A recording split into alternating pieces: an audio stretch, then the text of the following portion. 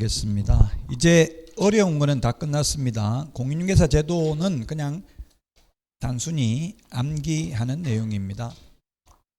자, 공인중개사 제도 중에서 그게 51페이지 최고 공인중개사 제도 중에서 가장 시험에 많이 나오는 게 51페이지에 있는데요. 정책심의위원회입니다. 51페이지에 보니까 32, 33, 34, 35 계속 나왔죠. 예, 공인중개사 제도 중에서는 이게 가장 많이 나온다. 우리나라에 이런 위원회가 약 600개 정도 있답니다.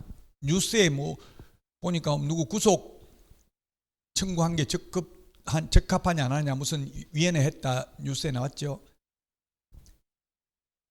구속 청구한 게 당연한가 안 당연한가 이런 걸 심의하는데, 이런 심의위원회인데 공인중개사 정책심의위원회는 국토부에 둘 수 있습니다. 국토부에, 시험에 국토부에 둔다 X 출제됐어요. 둔다가 아니라 둘 수 있다. 둔다 하면 반드시 두어야 되고, 그러면 실제 1년에 회의를 한 번도 할까 말까 하거든요. 근데 두고 있으면 사무소 있어야 되지, 그 직원도 있어야 되고 그렇죠. 예산 절감을 위해서 이명박 정부 때부터 둘 수 있다로 바뀌었습니다. 이명박 대통령의 취적입니다. 이게 전 대통령 둘 수 있다로 바꾼 거는 잘한 거죠. 대통령직 인수위원회에서 이걸 보고받고 바꾼 내용입니다. 둘 수 있다. 위원장 1명 포함하여 7명 이상 11명 이내의 위원으로 구성한다. 홀수입니다. 홀수. 오늘 뉴스에는 무슨 수사심의위원회인가 그거는 보니까 위원장 포함해서 10명이더라고요. 근데 단 위원장은 표결에 참여하지 않는다. 회의 운영만 하고 9명 해가지고 6대3으로, 그런 건 뉴스에 나왔죠. 6대3으로 구속 청구를 하는 게 타당하다 이런 의견을 냈잖아요. 그 홀수해야 된다고. 민주적 정당성을 확보하려면 홀수잖아. 홀수. 짝수면 가부 동수가 나오고 10명이면 5명 찬성 5명 반대해버리면 민주적 정당성을 확보할 수 없죠. 위원장은 국토부 장관이 아니라 제1차관입니다. 위원은 국토부 장관이 임명하거나 위촉한다. 공무원이면 부하니까 임명합니다. 부하 직원은 임명하는데, 대학 교수를 임명이라는 건 명령이잖아요. 대학 교수한테 명령하면 나 싫다 안 하겠다 하면 끝이잖아요. 위촉. 그 외부인들은 위촉하겠죠. 모든 위원회 임기는 2년이라고 하면 X입니다. 공무원을 제외한 위원회 임기는 2년이고요. 보궐위원은 전임 위원 임기의 남은 기간입니다. 우리나라에서 모든 보궐선거, 보궐위원 전임자 남은 기간만 합니다. 단 하나 예외 있습니다. 대통령 예외가 있습니다. 문재인 전 대통령은 박근혜 전 대통령 임기 1년 남기고 탄핵 파면됐죠. 그러면 남은 1년만 하는 게 아니라 새로 임기 5년 시작했어요. 오직 우리나라에서는 대통령만 새로 임기를 시작하고 나머지는 다 전임자 남은 기간입니다. 시장이나 국회의원들이나 도지사들 전임자 남은 기간만 합니다. 그 대통령만 다시 5년 하도록 한 취지는 아마도, 대통령 선거하면 돈이 엄청나게 많이 들어가잖아요. 전 국민 국론이 분열되죠 사실은. 그랬다가 또 선거해버리면 엄청나게 국론이 분열되니까 뭐 찬성파 반대파 심하게 나눠지잖아요.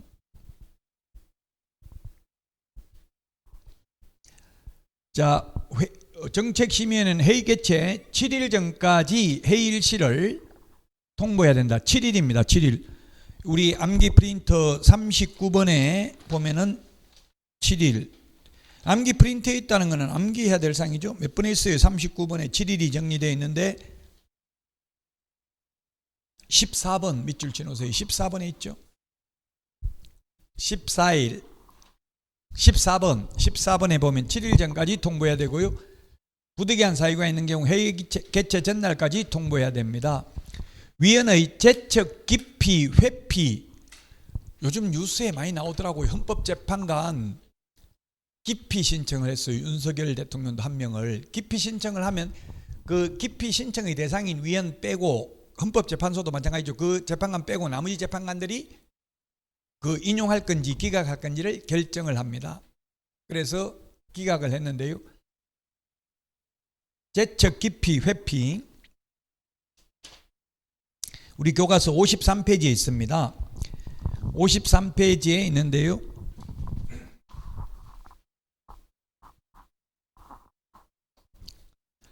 (53페이지) 교과서 보겠습니다. 53페이지 재책 깊이 회촉인데 1번 심의위원회 위원이 다음 어느 하나에 해당하는 경우에는 심의위원회의 심의 의결에서 제척된다, 배제된다, 빠져야 된다. 1, 2, 3, 4 배우자거나 배우자 이 어떤 사람이 안건 당사자가 되거나 안건 당사자와 공동권리자 또는 공동의무자인 경우 배우자 이 어떤 자는 사랑해요 안 해요? 배우자 사랑은 변하는 거예요. 할 수도 있고 안 할 수도 있고 알 수 없는 게 사랑이에요. 다시 재결합하는 사람도 있잖아요. 안 사랑하는 게 확실하다면 이게 배우자 이 어떤 사람은 재척 사유가 되면 안 되겠죠. 왜 재척을 시키는 거에 이해관계 있기 때문에 그 사람을 봐줄 가능성이 있으니까 빠지라는 이야기잖아, 회의에. 그래서 전 배우자도 사랑할 수도 있다. 친족이거나 친족이 어떤 경우. 그 다음에 3번에 정언, 진술, 자문, 조사, 연구, 용역 또는 감정을 한 경우 돈 받고 했을 거 아니에요. 그 다음에 4번에 대리인이거나 대리인이 어떤 경우. 지금 뭐 예를 들면 윤석열 대통령 그 탄핵 심판 그 법률 대리인들 보니까 나이 먹으니까 똑 자는 것 같더라고. 이렇게 앉아가지고 눈 감고 나이 먹으니까 저도 나이 먹으니까 참 보기 싫더라고. 그렇게 텔레비전에 화면이 비치는데 근데 그 뭐 8억 받니 얼마 받니 이렇게 나오더라고. 그 변호사비를. 어쨌든 그 대리인이라는 거는 법률 대리인이 변호사죠. 변호사 돈 받고 대리해 주잖아요. 법률 대리. 그런 돈을 받았기 때문에 이해관계에 있기 때문에 회의에 참석하면 안 된다. 이게 재척 사유에 해당이 됩니다. 자, 그 다음에 양가로 2번입니다. 53페이지 맨 밑에 해당 안건의 당사자는 위원에게 공정한 심의 의결을 기대하기 어려운 사정이 있는 경우에는 심의위원회에 기피 신청을 할 수 있고 심의위원회는 의결로서 이를 결정을 한다. 기피 신청의 대상인 위원은 그 의결에 참여하지 못한다. 뉴스에 많이 나오더라고. 재판부 기피 신청. 저 사람 빼달라. 이 헌법재판소에 참 기피 신청했구나. 기피 뭐 누구 재판관 저 사람 빼달라 기피 신청을 했는데 인용하지는 않았습니다. 자, 그 다음에 3번 위원 본인이 재척 사유에 해당하는 경우에 스스로 해당 안건의 심의 의결에서 회피하여야 한다.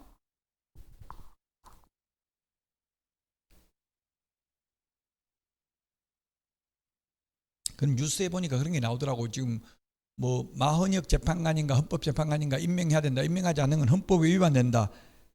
그 대신에 임명이 되더라도 뭐 이번에 윤석열 탄핵 심판에서는 회피해야 된다. 스스로 빠져야 된다. 뭐 이런 뭐 주장을 하는 사람들이 있더라고요. 어쨌든 그 회피 스스로 빠져야 돼요. 법적으로는 나 참여하겠다 하면 뺄 수는 없거든요. 스스로 안 하겠다. 나 안면 자꾸 나 때문에 뭐 자꾸 지연되고 이러면 나는 빠지겠다. 이렇게 할 수도 있다는 이야기예요. 회피할 수 있습니다. 스스로 피하는 겁니다. 만약에 재척 사유에 해당됨에도 불구하고 회피하지 않는 경우에는 해촉할 수 있습니다. 해촉.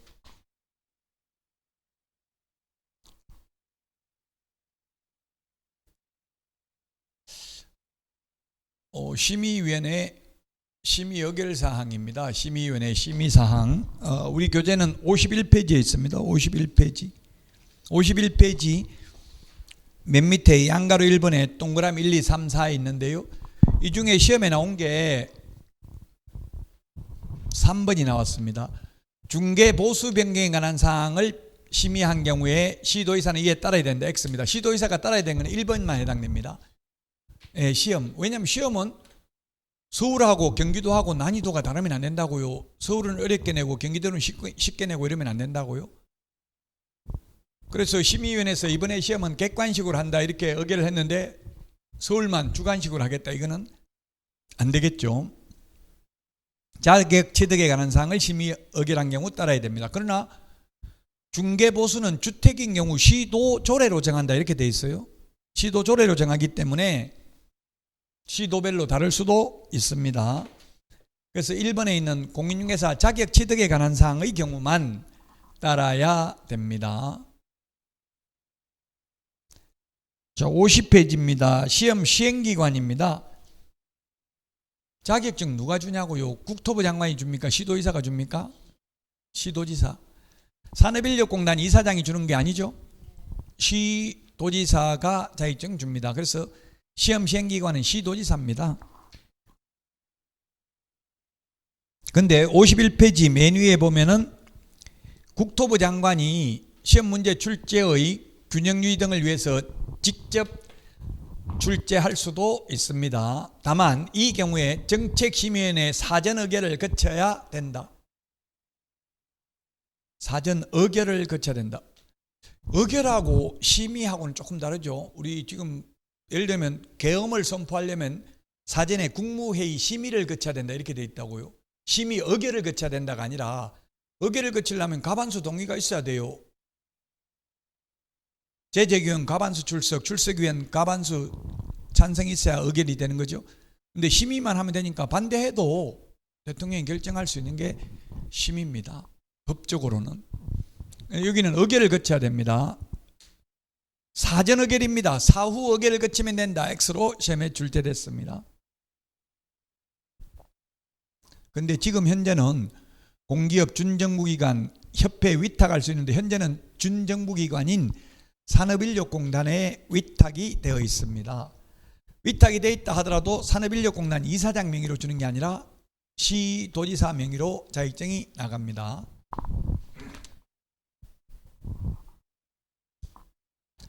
자, 시험 못 보는 사람 딱 두 가지입니다. 부정행위 무효처분일로부터 5년, 자격 취소되고 3년간 시험 못 봅니다. 그 외에 미성년자, 비성년 후견인, 비한정 후견인, 신용불량자 다 시험은 볼 수 있습니다. 또 어떤 분 작년에 부정행위 했는데 못 봅니까? 못 본데 부정행위가 들켰어요? 물어보니까 들키지는 않았대요. 그럼 봐도 되죠. 그 적발돼 가지고 본인은 부정행위 했음을 시인합니다 이렇게 확약서 쓰면 못 봅니다. 저는 욕하고 가는 사람도 봤어요. 시험 보러 가니까 별의별 사람 다 있어요. 그걸 훈련을 해야 돼요. 어렵게 냈다고 욕하는 사람도 있고 코 골고 자는 사람도 있고 별의별 사람이 다 있어요. 계속 껌 씹는 사람도 있고 막 계속 욕하면서 시험 보는 사람이 있어요. 나이 먹으면 텔레비 보면서도 계속 욕해요. 욕하면서 텔레비전 보고 있어요. 우리 어머님 보니까 계속 욕하면서 텔레비전 보고 있더라고. 혼자 텔레비전 보면서 혼자서 계속 이야기해요. 시험 보러 가도 그래요. 나이 많은 사람 옆에 앉으면 그럴 수도 있다고요. 신경 쓰인다고 거기서 싸우고 그러면 자기 또 열받으면 더 스트레스 받으니까 적응을 하시라고. 그래서 그런 사람 안 만나야 되겠죠. 별의별 사람이 다 있다고. 어쨌든 시험 방법입니다. 원칙은 1차 시험, 2차 시험을 구분해서 보는 게 원칙인데 예외적으로는 지금 시험 방법이 다 예외적입니다. 원래 1차 합격한 사람만 2차 보는 게 원칙인데 지금 동시에 시행할 수도 있고 현재 동시에 시행하고 있죠. 그 다음에 1차 시험은 선택형 원칙, 2차는 논문형이 원칙인데 1, 2차 같은 날 동시에 볼 때는 2차도 1차 시험 방법, 즉 객관식으로 볼 수 있다. 지금 그렇게 하고 있잖아요. 예외적인 방법으로. 1차 합격자만 2차 보는 게 맞는데 1차 불합격자 2차 시험은 무효다. 1차 원래 합격한 사람만 2차 볼 수 있는데 불합격해도 볼 수는 있는데 1차 불합격해가지고 2차 봤으면 2차 시험은 무효다. 그러면 2차는 1차 불합격했으면 2차는 채점해요 안 해요? 채점은 합니다. 효력은 없습니다. 1차 40점 밑으로 과락 나왔으면 2차 평균 90점이라도 불합격이죠. 그래서 여러분들이 1차 위주로 그 문제풀이 할 때까지 보통 7, 8월 해야 하는데 5, 6월까지는 6월달까지는 1차 위주로 집중적으로 공부를 해야 돼요. 2차는 수업을 계속 듣고 그럼 2차는 좀 힘들어도 수업을 계속 들으면 자꾸 이게 아까 뭐 시험을 시도의사가 시행한다. 왜 그런지 그렇게 규칙을 정한 거잖아요. 그 단순히 암기잖아요. 그러니까 그냥 듣고 잊어먹고 반복하면 되고 1차 위주로 예습 복습은 하셔야 된다고. 가장 어려운 게 민법이에요. 민법이 시간이 많이 걸려요. 처음에 하면 민법이 최고 쉬워요. 들어봤던 말들이 많으니까. 근데 하면 할수록 민법은 어려워요. 사생활이기 때문에. 공법은 하면 할수록 쉬워요. 공적인 관계니까. 공법은 판례는 없잖아요. 그럼 다 공적인 관계니까 법조문에 있는 것만 기억하면 된다고. 공인중개사법도 거의 99%는 90% 정도는 공법적 요소로 되어 있습니다. 시험은 매년 1회 이상입니다. 옛날에는 매년 실시한다 이렇게 돼 있었어요. 근데 15회 추가 시험을 봤거든요. 제가 항의했어요. 왜 매년 시행한다고 했는데 왜 2번 보냐 이랬더니만 저보고 매년 본다고 했지 2번 보면 안 된다는 말이 어디 있냐 이러더라고요. 매년 2번도 볼 수 있고 3번도 볼 수 있고. 제가 항의하는 사람이 생기니까 이제 매년 1회 이상 시행한다. 다만 정책심의위원회 의결을 거친 후 당해년도 시험을 시행하지 아니할 수 있다. 그래서 결론은 시험을 1년에 10번 볼 수도 있고 10년 동안 한 번도 안 보더라도 국가는 책임지지 않겠다는 이야기입니다. 그러나 현실적으로 1년에 한 번씩 봅니다. 1차 시험 합격자는 다음 회의 시험에 한하여 1차 시험을 면제합니다. 35회 때 1차 합격하신 분들은 36회 시험에서만 면제됩니다. 중간에 군대 가더라도 아파서 병원에 입원해가지고 시험 못 봤으니까 다음에 한 번 더 본다 안 됩니다. 무조건 다음 회의 시험에 한하여 1차 시험을 면제합니다. 시험 시행기관장이 시도의사입니다. 시도의사는 관련 분야 학식과 경험이 풍부한 자 중에서 출제위원을 임명 위촉합니다. 시험 신뢰도를 크게 제하시킨 출제위원이 있는 때에는 다른 시험 시행기관의 장 및 그 출제위원이 소속하고 있는 기관장에게 명단을 통보합니다. 명단이 통보된 출제위원은 통보한 날로부터 5년간 출제위원 자격이 박탈됩니다. 부정행위한 수험생, 부정행위한 출제위원 모두 5년간 자격이 박탈됩니다. 우리 프린트에 숫자는 다 정리를 해놨죠. 5년, 3년이 있는데요. 5년 41 암기 프린트 41번에 1번, 2번에 있습니다.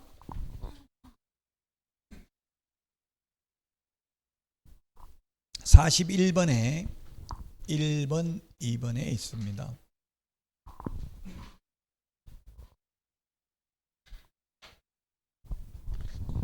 (41번) 못 찾았어요? 찾았어요? 못 찾았어요? 찾았어요? 그 뒤에 언니처럼 저 노트에다 다 적어봐도 돼.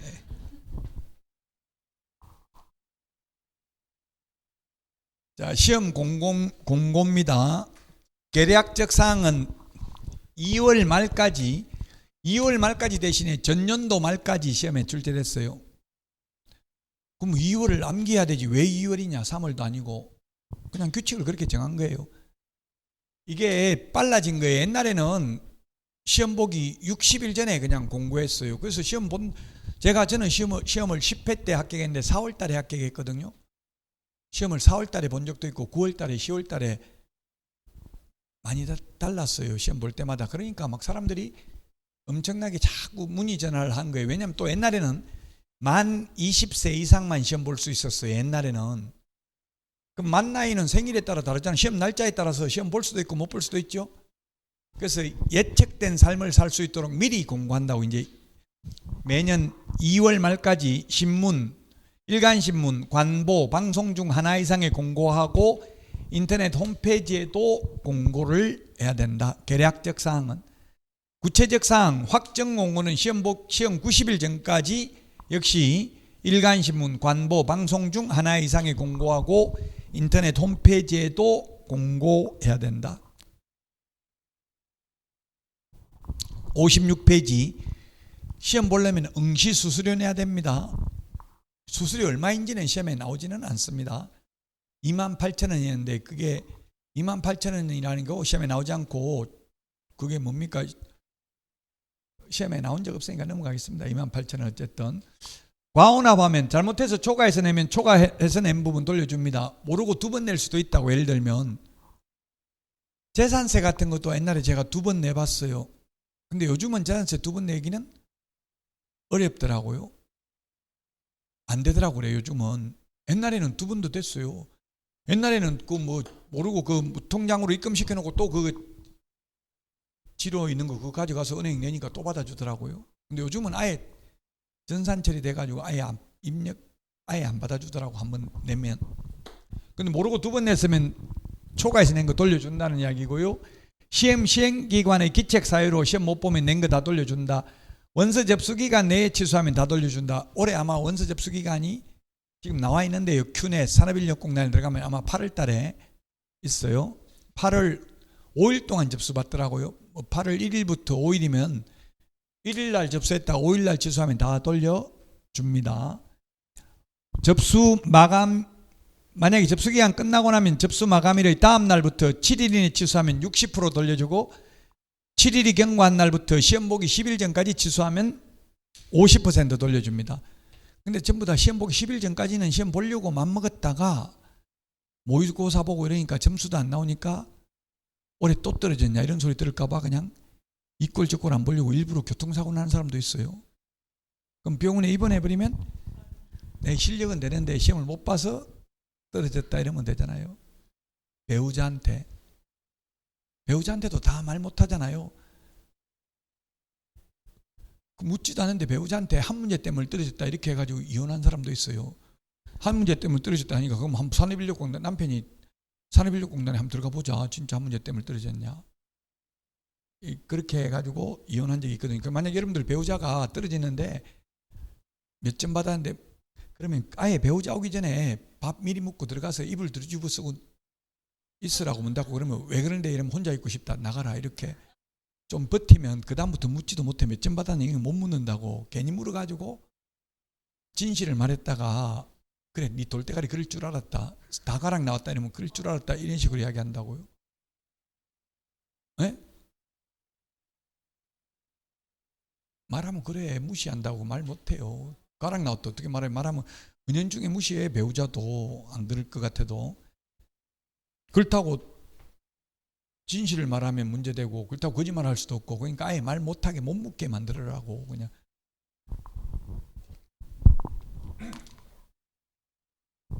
자, 합격자 결정은 절대평가입니다. 원칙 1차는 무조건 절대평가입니다. 40점 밑으로 과락 없이 평균 60점 이상이면 되고요. 2차도 원칙 절대평가입니다. 올해 그래서 절대평가입니다. 근데 예외적으로 상대평가할 수 있는데 9회 때까지는 상대평가했습니다. 9회 때까지. 10회 이후 절대평가입니다. 상대평가는 올해 10,000명 뽑는다고 했으면 10,000등까지만 뽑는 거죠. 물론 10,000등까지 뽑아도 60점 안 되면 불합격입니다. 상대평가해도 평균 과락 없이 평균 60점 이상. 제가 말 잘못했네. 상대평가면 가락만 없으면 합격이네. 10,000명인데 40점 밑으로만 안 받았으면 50점 받아도 합격할 수 있습니다. 지금 말을 요걸 최소 선발 인원 이건데 최소 선발 인원은 올해 최소 10,000명 뽑는다 이렇게 했으면 이렇게 한 적은 없습니다. 만약에 60점 이상 20,000명 나왔으면 20,000명 모두 다 합격입니다. 근데 60점 이상이 5,000명밖에 안 나왔으면 10,000명 뽑는다 했으니까 40점 이상인 자 중에서 뽑는 게 최소 선발 인원입니다. 아직까지 한 번도 최소 선발 인원을 공고한 적은 없습니다. 과거 9회 때까지는 상대평가를 했었고요. 지금은 절대평가를 하고 있습니다. 지금 우리 교과서에는 없어요. 이 내용이 지금 페이지가 없다고 했다고. 시험에 나오지를 다 알잖아. 이건 과락 40점 없이 60점 넘어야 되는 걸 다 하니까 우리 책에는 없다고요. 지금 페이지 없다고 적어놨잖아요. 지금 시험에 나와야 안 나와요. 그래서 안 나오니까 책이 없겠죠. 그것도 알고는 있어야 되겠죠. 40점 밑으로 과락 없이 평균 60점 넘어야 합격한다는 건 알아야 되잖아요. 시험 보려면. 자, 여기 시험에 나왔는데 자격증 교부는 합격자 공고일로부터 1월 이내인데 1개월 이내인데 시험에 2개월 이내 X 이렇게 출제됐어요. 그래서 1개월 우리 암기 프린터 몇 번에 있습니까? 1개월을 45번에 1번, 45번에 1번 형광펜으로 밑줄 지놓으세요. 45번에 1번. 45번에 1번. 1개월 이내에 자격증을 교부해야 되고요. 그 다음에 자격증 교부대장은 전자적 처리가 가능한 방법으로 작성 관리되어야 한다. 전산화되어 있더라고. 제가 등록하러 가보니까 제가 자격증을 2번 땄는데 10회 14회 제 주민등록번호 넣으니까 바로 딱 뜨더라고요. 그 어디서 땄는지 다 나오더라고요. 그래서 등록하러 갈 때 자격증은 안 가져가도 됩니다. 전산에 다 나오니까. 자격증 재교부입니다. 처음에 자격증 줄 때는 수수료 안 냅니다. 우리 암기 프린터 52번 52번에 2번하고 7번 2번 자격증 재교부는 시도조례 가져가는 수수료 내야 되는데 동그라미 7번 52번에 자격증 교부는 X 이 말은 수수료 없다. 여러분들 합격하면 공짜로 자격증 준다고요. 근데 분실해서 재교부 받으면 수수료 내야 됩니다. 제가 재교부 받아봤어요. 저는 분실한 건 아닌데 제가 10회 때 땄으니까 지금부터 거의 25년 전이니까 그때만 해도 젊었고 그때 또 사진을 또 몇 년 전에 사진을 썼어요. 그래서 엄청나게 어려 보이더라고요. 사람들이 와가지고 자격증 걸어놓은 거 보고 쟤 누구냐 자꾸 이렇게 물어가지고 늙게 지금 사진으로 바꾼다고 한번 재교부 받아 봤어요. 그래도 돈 내야 돼요.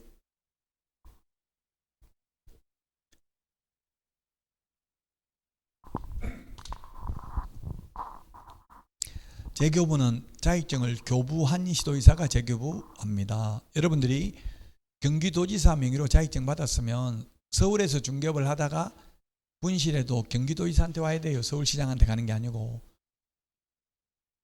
암기 프린터 54번에 맨 밑에 보세요. 암기 프린터 54번에 맨 밑에. 암기 프린터 54번에 맨 밑에 동그라미 1번 교부한 시도의사 있습니까? 밑줄 치세요. 형광펜으로. 54번에 맨 밑에 동그라미 1번. 근데 6번, 7번은 사무소 관할 시도의사라고 돼 있죠. 청문과 의견 진술기회 부여는 사무소 관할 시도의사고요. 나머지는 교부한 시도지사입니다. 다르기 때문에 이게 시험에 나올 수 있다는 이야기입니다. 자, 자격증 빌려주면 안 됩니다. 양도되어 하면 1년 이하의 징역이나 1,000만 원 이하의 벌금이고 자격 취소 대상이고 또한 이 빌려주는 거 신고하면 포상금 지급 대상입니다. 그 다음에 나무 자격증을 양수하거나 대여받아 이를 사용하면 1년 이하의 징역이나 1,000만 원 이하의 벌금입니다. 빌린 사람은 자격 취소돼야 안 돼요. 빌린 사람.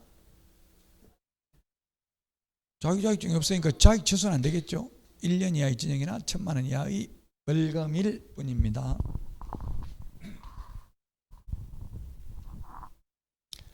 유사명칭 사용금리입니다. 공인중개사가 아닌 자가 공인중개사 그 밖에 이와 유사한 명칭을 사용하면 1년 이하의 징역이나 1,000만 원 이하의 벌금입니다. 그 2번 이게 판례입니다. 부동산 뉴스 대표인데 이때 부동산 뉴스는 중개사무소 이름입니다. 즉 대표자를 가리키는 명칭을 쓰면 안 된다고. 자격증 없으면 사장, 회장, 소장 이런 말 쓰면 안 돼요. 자격증 없으면. 1년 이하의 징역이나 1,000만 원 이하의 벌금입니다. 부동산 뉴스 대표라는 명칭을 자격증 없는 사람이 써가지고 유사명칭 사용금지로 1년 이하의 징역이나 1,000만 원 이하의 벌금에 처해졌다는 판례입니다.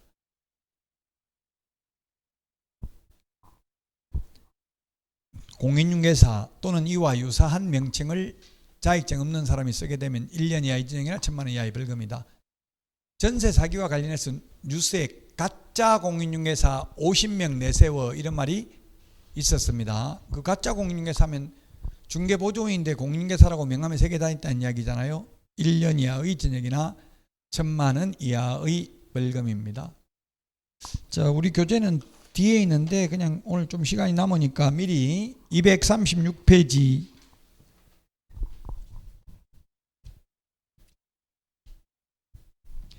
236, 37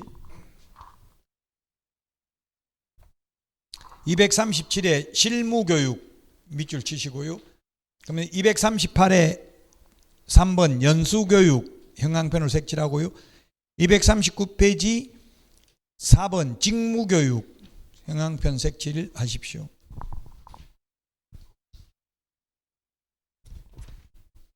그 다음에 240페이지 5번에 거래사고 예방교육 형광펜 색칠하시고요.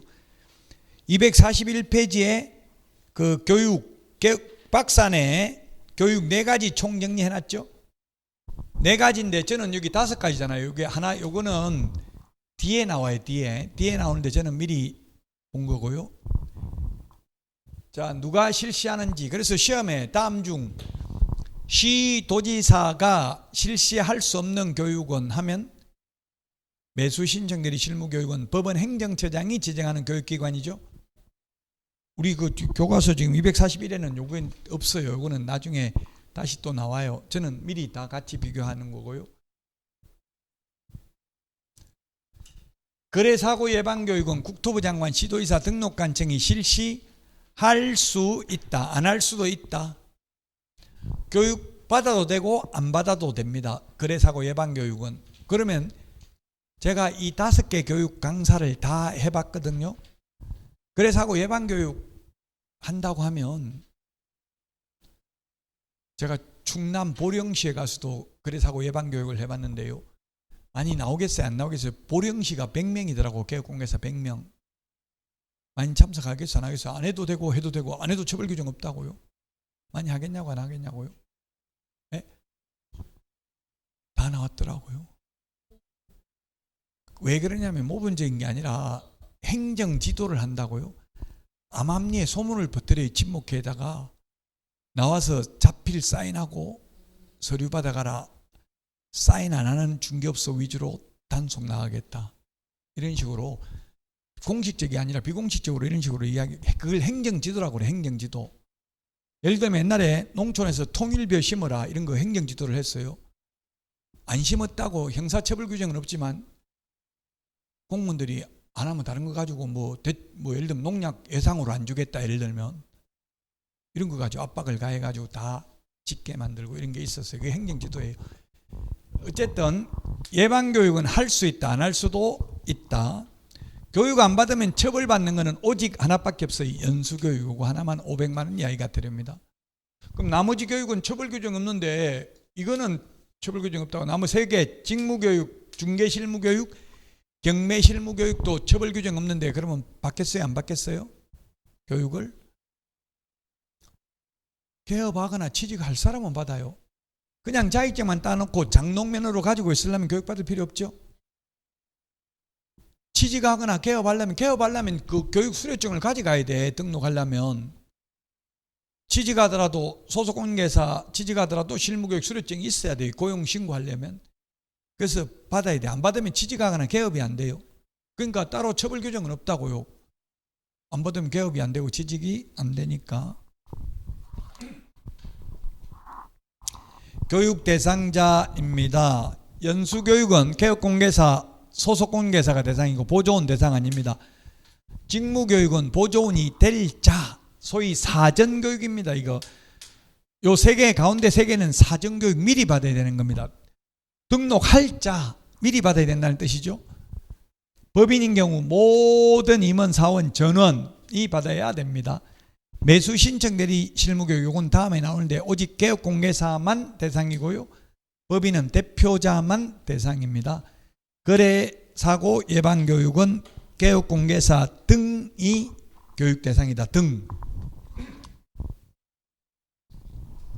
개업공개사 등이라고 하면 개업공개사, 소속공개사, 중개보조원, 법인의 임원, 사원을 개업공개사 등이라고 합니다. 교육 내용인데 교육 내용은 이게 연수교육은 법제도의 변경사항, 그 다음에 중개실무교육은 법률 지식입니다. 나머지 중개, 경영실무, 직업윤리는 똑같죠. 그 시험에 중개실무교육하고 연수교육 내용을 반대로 해가지고 다음 중 연결이 잘못된 것은 이렇게 시험에 나왔다고요. 중개실무교육은 초보자들이, 여러분들 자격증 따고 나면 개업하거나 취직하려면 받는 게 중개실무교육이에요. 중개라는 말을 안 쓸 수도 있어요. 근데 이게 옆에 매수신청들이 실무교육이 있기 때문에 편의상 해나간 거고요. 초보자니까 법률 지식을 공부하는데 연수교육은 법률 지식은 있다고 보고요. 법제도의 변경사항, 연수교육은 2년마다 받거든요. 법이 1년마다 바뀌잖아요. 법제도의 변경사항을 강의 내용으로 들어가야 됩니다. 자, 그러면 직업윤리가 교육 내용에 명문 규정으로 포함되어 있지 않는 것 딱 하나 있네요. 직업윤리가 포함되어 있지 않는 것. 답은 매수신청되어 있잖아요. 거래사고 예방교육이죠. 직업윤리가 명시적으로 규정되어 있지 않는 것은 거래사고 예방교육입니다. 자, 교육시간입니다. 교육시간이 가장 짧은 게 뭐겠어요? 자격증 없는 사람 직무교육 가장 짧죠. 3시간 이상 4시간이야. 그 다음에 연수교육 12시간 이상 16시간이야. 그 다음에 중개실무교육 28시간 이상 32시간이야. 매수신청 대리실무교육 32시간 이상 44시간이야. 제가 교육해보니까 그냥 다 최소 교육, 최소 시간만 하고 있더라고요. 왜냐면 강사료 줘야 되니까. 13만 원인가 이 정도 받더라고요. 한 4일 정도 강의하고 14만 원, 뭐 13만 원에서 15만 원 정도 받더라고요. 그럼 우리 학원 강의 엄청 싼 거라고. 이게 4일하고 15만 원이니까 한 달 때 하면 60만 원이잖아요, 수강료가. 그럼 여러분들이 60만 원씩 1년 하면 한 700만 원 내야 된다고. 제가 애들 고등학교 과외 시켜보니까, 딸 보니까 과목당 50만 원이더라고. 국영수 해가지고 150만 원 들어갔어요, 한 달에 학원비. 돈을 투자 많이 해야 학교 갈 가능성이 높습니다. 그만큼 돈과 시간과 노력 다 투자해야 된다고요. 1년 동안은. 자, 거래사고 예방교육은 교육시간이 명시되어 있지 않는 건 거래사고 예방교육밖에 없습니다. 거래사고 예방교육은 10일 전까지 공고하거나 통지해야 됩니다. 연수교육은 2개월 전까지 통지를 해야 됩니다. 연수교육은 2개월 전까지. 2개월, 10일 이런 게 다 숫자요. 암기 프린트 2장에 다 정리되어 있다고. 2개월은 몇 번에 있어요? 2개월이 38번에 4번. 38번에 4번에 있고요. 10일은 몇 번에 있습니까? 10일은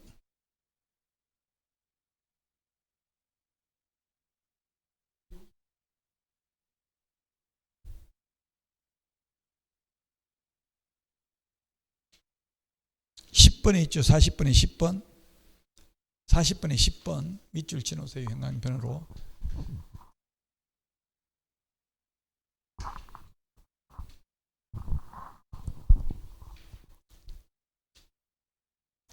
자, 오늘 했던 내용이 시험에 4문제 정도 출제됩니다. 용어의 정의 1문제, 중개대상물, 공인중개사 제도, 교육제도 해서 4문제 시험에 출제됩니다. 이제 다음 주부터는 한 달 동안, 앞으로 4주 동안은 매주 8문제씩 출제됩니다. 이번 주는 좀 적게 나온 편이죠. 가장 어려운 게 용어 정의와 중개 대상물이었습니다.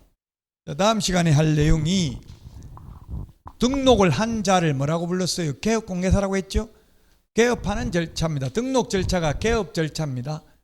자격증 땄다고 무조건 개업 가능한 게 아니라 결격사유에 해당되면 개업도 안 되고 취직도 안 돼요. 미성년자 시험은 합격해도 성년될 때까지는 취직하거나 개업은 안 된다고요. 아까 파산 선고 받아도 피성년 후견인, 피한정 후견인 시험은 합격할 수 있습니다. 그러나 개업은 안 됩니다. 자, 그 다음에 중개사무소 1등록 1사무소입니다.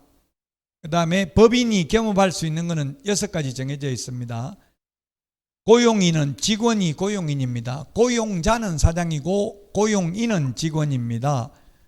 그 다음에 인장, 계약서 확인설명서에 도장 찍을 때 미리 이 도장을 계약서에 쓰겠습니다 하고 등록을 해야 됩니다. 그게 인장 등록입니다.